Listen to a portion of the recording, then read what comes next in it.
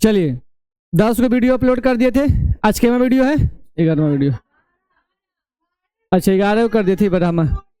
चलिए पिछला क्लास तक कहाँ तक एंड किए थे? प्लासेंटा बन गया था, कुछ बन गया था। अरे अब तो नहीं कि भैंसिया ऐसा हाँ काबे पड़ता। पिछला क्लास में प्लासेंटा व्लासेंटा सब कुछ हो गया था, बन गया था। भ्रूण के अंदर चित्र पार दिए थे कि शिशु कैसा दिखता है, उसके झिल्ली के बारे में। आज के टॉपिक चलेगा बाबू कहाँ से? गेस्टुलेशन से। कहाँ से चलेगा? गेस्टुलेशन से। ठीक है ना। पहले देखो गेस्टुलेशन किसको कहेंगे? तो ब्लास्टूला से। किससे? ब्लास्टूला के दूसरा नाम ब्लास्टोसिस्ट। ब्लास्टूला के दूसरा नाम तो ब्लास्टोसिस्ट से गेस्टूला। ब्लास्टोसिस्ट से बनने की प्रक्रिया को अब ये बता, इसके बारे में तो हम लोग जानते हैं। इसके बारे में कुछ जानते हैं। इसके बारे में जानते हैं कि इसे गोल संरचना होता है, एक में किनारे किनारे रहता है और एक ध्रुव की ओर से रहता है। इसको बोलते हैं ट्रोफोब्लास्ट, इसको बोलते हैं इनर सेल मास। इस प्रकार के संरचना को नाम देते हैं ब्लास्टूला। लेकिन बोला है कि ब्लास्टूला से कुछ बनने की प्रक्रिया को ब्लास्टूला से गेस्टूला, ब्लास्टूला से बनने की प्रक्रिया को गेस्टुलेशन कहते हैं। अब ये समझना है कि आखिर ई कैसन संरचना होता है। तो ई जो इनर सेल मास है, यही इनर सेल मास 3 गो परत के, यानी कि इसको ऐसे कह सकते हैं कि अंदर की ओर इसे धंस जाता है और यहाँ पर 3 गो लेयर बनता है, इंडोडर्म, मेसोडर्म और एक्टोडर्म। यानी कि इनर सेल मास से, ट्रोफोब्लास्ट से नहीं, किससे? इनर सेल मास से 3 गो परत नुमा संरचना बन जाएगा। अब यही पूरा फिगर को क्या बोलेंगे? ग्लेस्टुलेशन। क्या बोलेंगे? ग्लास्टूला। क्या बोलते हैं? ग्लास्टूला बोलते हैं। अगर फिगर देखना है तो फिगर ही देख लो। देखिए फिगर ही है। ये हमको कुछ ही था ब्लास्टूला। क्या था? यही ब्लास्टूला परिवर्तित होकर कुछ किससे बदलेगा और यही प्रक्रिया को बोलते हैं ग्लेस्टुलेशन। क्या बोलते हैं? समझा गया ना। आई परीक्षा में बहुत बार पूछा गया प्रश्न है। ठीक है ना। तो क्या बोलेंगे? ब्लास्टूला पूछेगा। देखो यहाँ से 2 क्वेश्चन है। एगो ब्लास्टूला थी, ग्लेस्टूला कुछ है, ग्लेस्टूला, एगो है गेस्टुलेशन कुछ है। तो इससे ई बनना कुछ कहलाता है।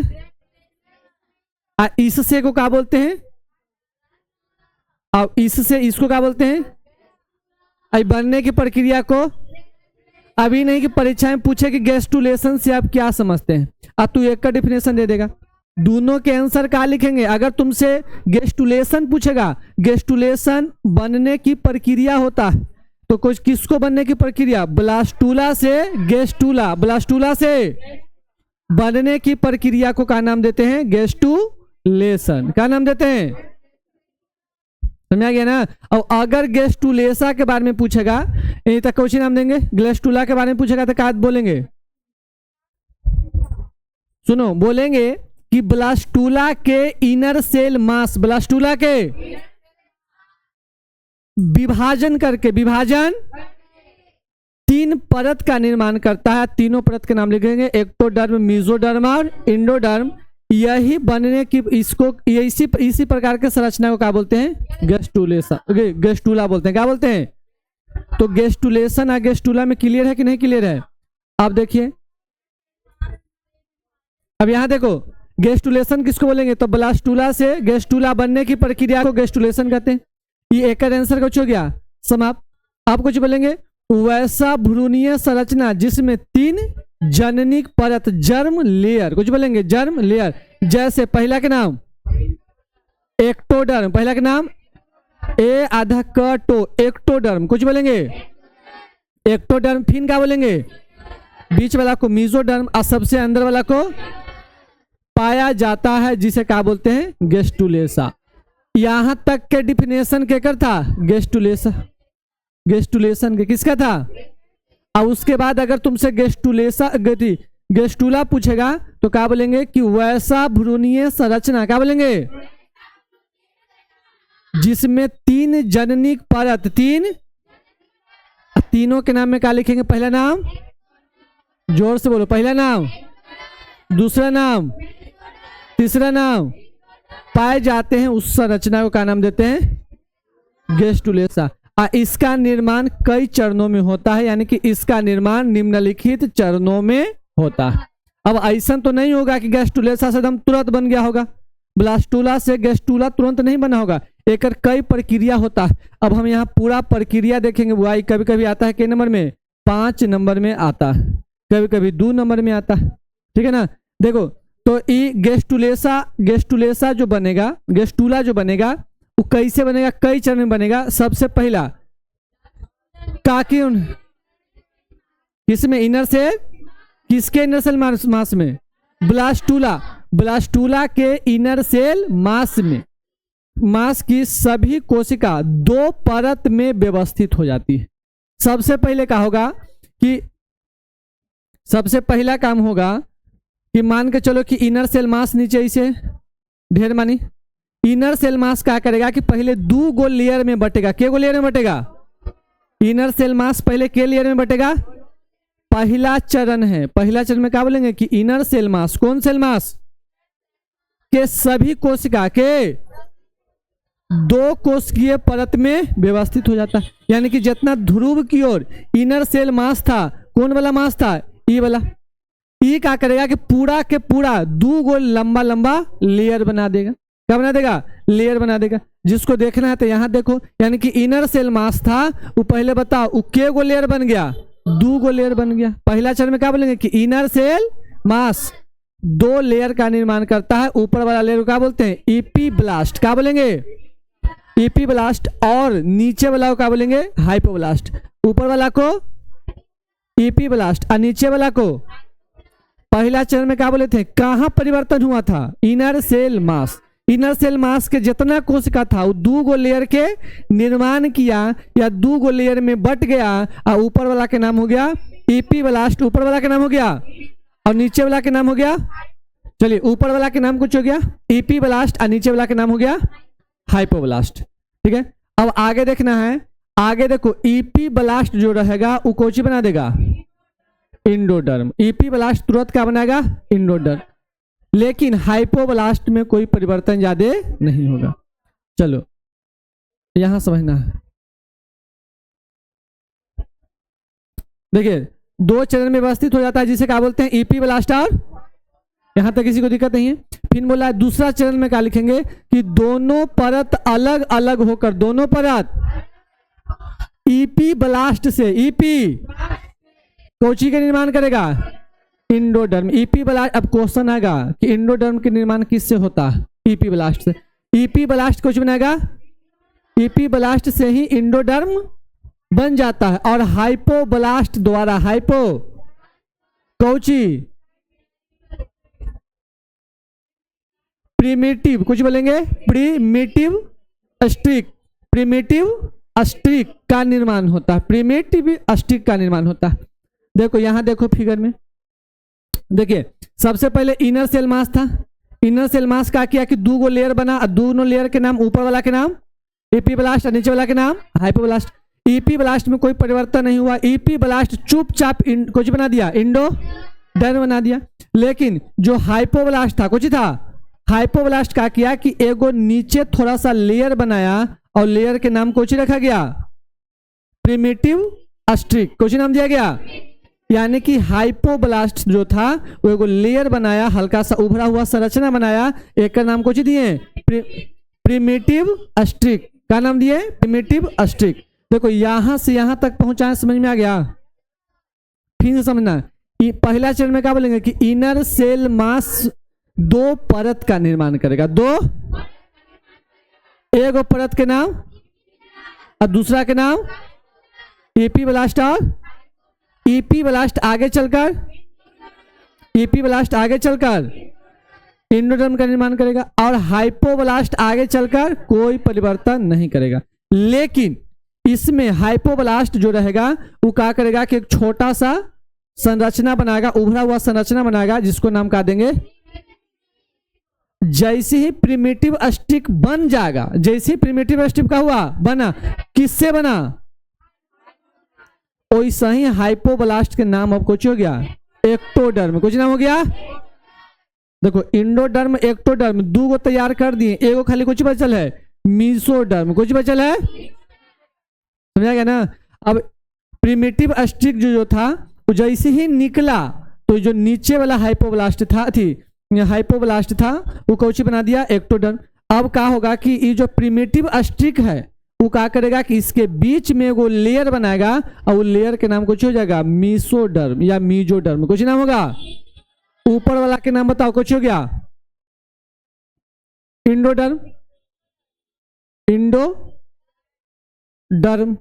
बीच वाला को बोलेंगे मीसो या मीजो डर्म, और सबसे नीचे वाला के नाम कुछ हो जाएगा एक्टोडर्म।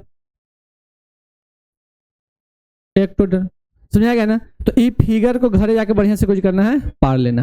ये हम कैसे, ई क्वेश्चन किसका है, आंसर किसका है, ब्रास्टूला के नाम याद नहीं रे पहले, गेस्टूला के, किसका है गेस्टूला के। तुमसे क्वेश्चन में इस कई प्रकार के क्वेश्चन यहां से पूछ सकता है, पहले समझना, बिहार बोर्ड यही करता है काम।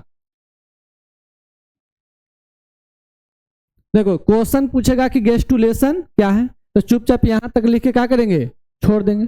उसके बाद पूछेगा कि गेस्टूला क्या है, तो पूरा के पूरा आंसर तुमको लिखना पड़ेगा। तो ऐसे पूछेगा कि गेस्टूला में या जननिक परत, यही तीनों परत के कौन परत कहते हैं, जननिक परत। यही तीनों परत जो है बुआ इस शरीर के जितना अंग है, किडनी, फेफड़ा, गुर्दा, बाल, त्वचा, खून, जितना है, यही तीनों परत जो रहेगा वो बारी बारी से पूरा शरीर के डेवलपमेंट करेगा। ठीक है ना। तो ये बताओ इसको क्या बोल सकते हैं, इसको भ्रूण कह सकते हैं, भ्रूणीय परत क्या कह सकते हैं, अरे जिससे शिशु बनता है उसको भ्रूण कहते हैं। आई परत बन गया तो हो गया भ्रूणीय परत। तुमसे घुमा घुमा के पूछा कि भ्रूणीय परत का वर्णन करे, भ्रूणीय विकास का वर्णन करे, कुछ पूछेगा तो एक तुमको लिखना पड़ेगा। पहले बता इतना कहानी समझ में आया, एक बार आओ चलते हैं, छोड़ दें था चूल चाल कर ले, समझ में आ गया तो छोड़ दें, चले तो इसको यहां तक कर देना है, फिगर पार लेना है। अगला कुछ ही है, थर्ड का नंबर चल रहा है, ये बुला रे,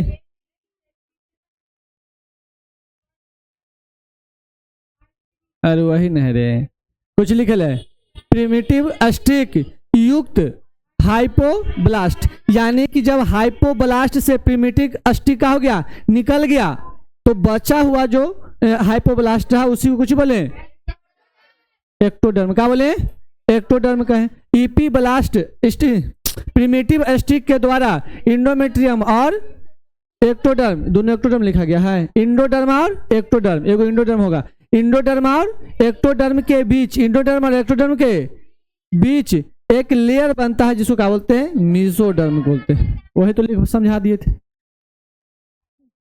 चलिए मीजोडर्म कहते हो गया ना। इतना फिगर के साथ पढ़ना, ये फिगर के पीछे नीचे इसको पढ़ लेना।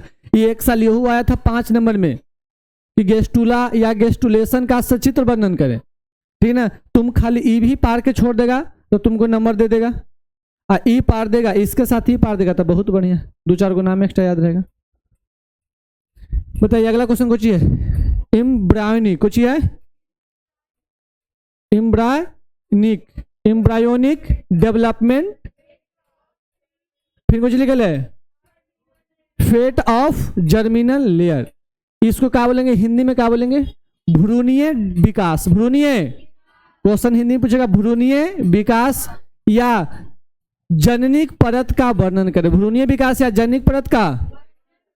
देखो अब हम अभी तक ये देखे थे कि जो गेस्टुलेशन हुआ था, गेस्टुलेशन में कौन 3 गो परत बना था, ठीक है ना। अब देखेंगे कि तीनों परत के काम कुछ है। ये बताओ 3 जननिक परत के सभी ऊतक या अंग का विकास करता है। जो 3 गो परत है शरीर के सभी अंगों का क्या करता है, विकास करता है। पहला के नाम कुछ दिए थे एक्टोडर्म। तुमसे क्वेश्चन पूछा कि सबसे पहले कौन जननिक परत का निर्माण होता है, एक्टोडर्म की इंडोडर्म।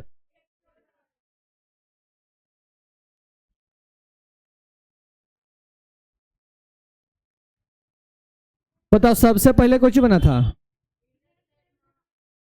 सबसे पहले तीनों लेयर में कौन लेयर बना था, इंडोडर्म बना था ना। आई तीनों याद रखना, वो तीनों को बोलते हैं स्टेम सेल। कुछ बोलते हैं स्टेम सेल। तीनों परत के नाम कुछ है स्टेम सेल। पूछेगा, ये भी क्वेश्चन पूछेगा कि शरीर के सभी अंगों का निर्माण कौन करता है, तो स्टेम सेल। और अगर स्टेम सेल नहीं रहेगा तो अपने तीनों परत के नाम ले लेना। चलिए, पहला के नाम कुछ है एक्टोडर्म। कुछ नाम है, देखो एक्टोडर्म से कुछ बनेगा आंख का कॉर्निया। एक्टोडर्म से क्या बनेगा, लेंस तथा रेटिना। लेंस तथा, परीक्षा में क्वेश्चन आता है कि रेटिना का निर्माण किस परत से होता है, हृदय का निर्माण किस परत से होता है, ऑब्जेक्टिव यही सुनाता है। तो याद रखना, आंख के लेंस, कॉर्निया, रेटिना और अग्र एवं पस आहार नाल। कुछ होता है अग्र एवं पस आहार नाल। पीयूष ग्रंथि, तंत्रिका तंत्र, त्वचा और ऊपरी परत, इतना चीज कौन बनाता है, एक्टोडर्म। इसके बाद दूसरा नंबर पर कुछ आ गया मेसोडर्म। कुछ आ गया, ये बताओ कुछ बनेगा, संयोजी ऊतक, ब्लड यानी रक्त वाहिनी, कौन बनाएगा, मेसोडर्म। हृदय भी कौन बनाएगा, मेसोडर्म। हृदय भी कौन बनाएगा, मेसोडर्म। अच्छा, हृदय नहीं लिखे है। फिर अब आगे है में देखो, श्वसन तंत्र कौन है, पाचन तंत्र, श्वसन तंत्र, पाचन तंत्र, उत्सर्जन तंत्र और जनन तंत्र। अच्छा बताओ, परिवहन तंत्र का में है, नहीं है। देखो, जितना पाचन तंत्र यानी कि आहार नाल में जितना चीज आता है सब केकरा में आएगा, मेसोडर्म। बताओ, श्वसन तंत्र किस में आएगा, फेफड़ा के निर्माण कौन करेगा, मेसोडर्म। ठीक है ना। ये बताओ, वृक्क के निर्माण कौन करेगा, वृक्क में कुछ आता है, उत्सर्जी तंत्र आता है। जनिक अंडाशय का निर्माण कौन करेगा, मेसोडर्म। वृषण का निर्माण कौन करेगा, मेसोडर्म। अब लास्ट में कुछ है इंडोडर्म। ये मध्य वाला आहार नाल बनाता है और बाल का परत, बाल का निर्माण नहीं करता है, सीधे लिखना, बाल का निर्माण करता है। पीयूष ग्रंथि का निर्माण करता है और अग्र भाग कंकाल तंत्र का निर्माण करता है, इसको हटा देना। फिर साथ ही साथ यकृत का और पाचन ग्रंथि का निर्माण करता है। इसको तुमको डायरेक्ट रटे पड़ेगा, एक कोई उपाय नहीं है। अब देखो, अगला क्वेश्चन है कि गर्भावस्था के दौरान का परिवर्तन आता। अगला क्वेश्चन कुछ है, संभरता के दौरान भ्रूण में होने वाले परिवर्तन। ठीक है, यानी कि जब बच्चा भ्रूण जो है जब विकास करने लगता है मम्मी के गर्भ में, तो गर्भ में कौन कौन सा डेवलपमेंट यानी कि परिवर्तन आता है। देखिए, 1 महीने के बाद हृदय का निर्माण हो जाता है, मतलब पहला महीना में कुछ बन जाएगा, हृदय। अब अगर देखो, दूसरे महीना के अंत तक हाथ, पैर और उंगली का निर्माण हो जाता है। पहले बनेगा हृदय, फिर बनेगा हाथ, पैर, उंगली का निर्माण होता है।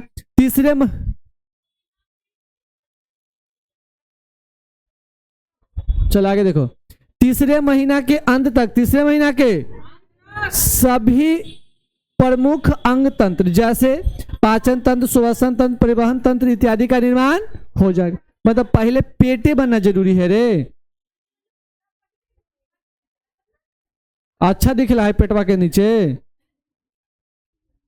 चलो देखो यार, तीसरा महीना में कुछ बन जाता है, तो सभी प्रमुख अंग जैसे जितना तंत्र है, पाचन तंत्र, श्वसन तंत्र, परिवहन तंत्र, सब के सब बन के कहा जाता है रेडी। 5वें महीने में, ये भी क्वेश्चन पूछा गया है, 5वें महीने में भ्रूण का पहला मूवमेंट होता है, यानी कि जैसे 5वां महीना आएगा तो बच्चा तेरे माने हिल डोल घुलटनिया उल्टनिया मारना कुछ कर देगा, चालू कर देगा, तथा सिर पर बाल आ जाते हैं। अगर मान के चलो कोई लड़की इतनी रहती है, गर्भ में बच्चा है, तो पहले के महीना से देखिए ना फटाफट मतलब एहसास हो रहा है कि अंदर से कोनो धक्का मार रहा है, इतरा इतरा के खूब बोलेगी। तो ये बताओ, तो नहीं समझ जाना कि इतराए में लगल। इक्कीसवां महीने में चालू होता है, 5वां महीने में चालू होता है। ठीक है ना, हल्का फुल्का कुछ होगा, मूवमेंट देखा जाएगा, सर पर कुछ आएगा, बाल आएगा। 6ठे महीना के अंत तक कुछ हो जाएगा, शरीर पर रोमा से ढक जाएगा, हल्का हल्का कुछ आ जाता है, बाल आ जाता है। आंख के पलक कुछ जाते हैं अलग, आंख के पलक हो जाएगा अलग, पहले इसे जुटा रहेगा। देख, जैसे कुत्ता उता के देखा है, जब जन्म लेता है तो आंख खुला नहीं रहता है, कुछ दिन के बाद ओकर आंख खुलेगा। तो वैसे ही हमने 6ठा महीना तक हमने की आंख बंद रहता है, 6वां महीना में आंख जो होता है खुलता है, लेकिन 60 साल में हमने कोई चीज देख नहीं पाते। ठीक है ना। 9वें महीने के अंत तक शिशु प्रसव के लिए कुछ रहता है, तैयार रहता है। इसको रटना पड़ेगा सीधा, अगर कोई उपाय नहीं। ऐसे हल्का फुल्का याद कर सकते हैं।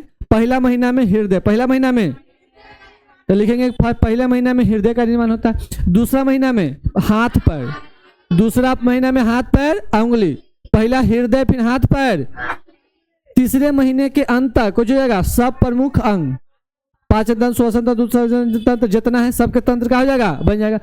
पहला कुछ बना था हृदय पहला, फिर हाथ पैर, क्यों महीना में, तीसरा महीना में सभी प्रमुख अंग, पाचन तंत्र, श्वसन तंत्र, परिवहन तंत्र, उत्सर्जन तंत्र, यानी कि सब अंग तंग बन के तैयार हो गया। पांचवा महीना में हिलडोल चालू हो गया और साथ ही साथ बाल आ गया पांचवा महीना में। अब बताओ छठे महीने के अंत तक शरीर पूरा रोबा से कुछ होता है, ढक जाता है, ठीक है ना। अब सीधे कहाँ पहुंचा दिए, नौवां में। ये भी कह सकते हैं कि आंख के पलक अलग अलग हो जाता है, इससे पहले सट्टा रहता है, 9वां महीना में प्रसव के लिए कुछ रहता है, तैयार रहता है, इसको याद रखना है। अब अगला आता है मेमोरी ग्लैंड, कुछ आता है ग्लैंड, ये भी जनन तंत्र के भाग है। मेमोरी ग्लैंड मतलब कुछ होता है स्तन ग्रंथि, स्तन ग्रंथि, जिससे माँ बच्चा को कुछ पिलाती है, दूध पिलाती है। बिहार बोर्ड में तो पूछा नहीं है लेकिन पूछ सकता है। देखो सबसे पहले समझना है, स्तन एक जोड़ा माँ के छाती पर मांसल उभरा हुआ संरचना होता है, जिसका विकास कब होता है, शिशु अवस्था में। कब होता है, शिशु अवस्था में नहीं, कब होता है, पुबर्टी एज में। कहाँ होता है, पुबर्टी एज में स्टार्ट हो जाता है, लेकिन बचपन से नहीं रहता। जब बच्चा जन्म लेता है, लड़का लड़की जन्म लेगी तो दोनों में ऐसा नहीं रहेगा, दोनों में नॉर्मल रहता है। धीरे धीरे जब कौन एज में पहुंचती है, पुबर्टी एज में पहुंचती है, तो स्तन का विकास होना कुछ रहता है, चालू हो जाता है। प्रत्येक स्तन ग्रंथि से कुछ स्राव होता है, दूध स्रावी करने वाली ग्रंथि पाई जाती है। तू ये नहीं समझो कि स्तन है तो क्या दूध भरल है दूध निकाल, नहीं, स्तन एगो बसा के यानी कि बसा से भरल संरचना, उसके अंदर भी कई चीज रहता है। तो वही चीज लिखा गया है कि प्रत्येक स्तन में दूध स्राव करने वाली कुछ पाई जाती है, ग्रंथि पाई जाती है, जिसको क्या बोलते हैं, एल्वुलाई। क्या बोलते हैं, एल्वुलाई या कुपिका। क्या बोलेंगे, कुपिका भी कह सकते हैं, याद रखना कुछ बोलेंगे, कुपिका या एल्वुलाई, ठीक है ना। तो सुनो, ग्रंथि जो था, जिसे देखो अगर हम फिगर में देखेंगे, देखो ये जो गोल सा संरचना दिख रहा है, दर्शावल नहीं है कहीं, देखो ये जो गोल गोल जो संरचना दिख रहा है, देखो ये जो बड़ा सा लोब है, इसको क्या बोलेंगे, मेमोरी लोब। इसके बीच में जो गोल गोल छोटा छोटा गोल दिख रहा है, इसी को क्या बोलते हैं, कुपिका। क्या बोलते हैं, छोटा छोटा कोची है, इसी को क्या नाम दे रहे हैं, कुपिका, एल्वुलाई। क्या नाम दे रहे हैं, यही सेल है। पूछेगा कि बताओ स्तन ग्रंथि का सेल कौन है, तो एल्वुलाई या एल्वुली ऐसे बोल सकते हैं। यही दूध का क्या करता है, निर्माण स्टार्ट करता है। ये पूरा स्तन निर्माण नहीं करता है, ये जो छोटा छोटा दिख रहा है अंगूर के गुच्छा ऐसा, इसे ही दूध का निर्माण करना क्या करता है, स्टार्ट करता है। चलिए यहां तक समझ गए थे। एल्वुलाई कहते हैं स्तन के मध्य भाग में एक छोटा उभरा हुआ संरचना होता है, जिसे क्या बोलते हैं, न्यूपल कहते हैं। देखो डायरेक्ट आधे पर पहुंचा दिया। ये जो आगे जो अंत है, ये पूरा स्तन ग्रंथि के अंत में जो उभरा हुआ संरचना होता है, इसको क्या बोलते हैं, निपल कहते हैं। क्या बोलते हैं, निपल कहते हैं। इसके चारों ओर त्वचा, इसके चारों ओर ब्राउन कलर के कुछ घिरा हुआ संरचना रहता है, जिसे क्या बोलते हैं, एरियोल। क्या बोलते हैं, एरियोल कहते हैं। क्या बोलते हैं, एरियोला बोलते हैं, एरियोल बोल दो, एरियोला बोल दो, ठीक है ना। जैसे निकला रहता है निपल के चारों ओर भूरा रंग के संरचना, जिसको क्या बोलते हैं, एरियोल कहते हैं। प्रत्येक स्तन में लगभग कितना, 15 से 20 स्तन पानी पाया जाता है, जिसे क्या बोलते हैं, मेमोरी लोब कहते हैं, मेमोरी लोब कहते हैं। देखो ये जो दिख रहा है लगभग क्या होता है, 15 से 20, एक नाम कुछ हो गया, मेमोरी लोब। इसके बीच में अंगूर के गुच्छा के समान संरचना होता है, जिसको क्या बोलते हैं,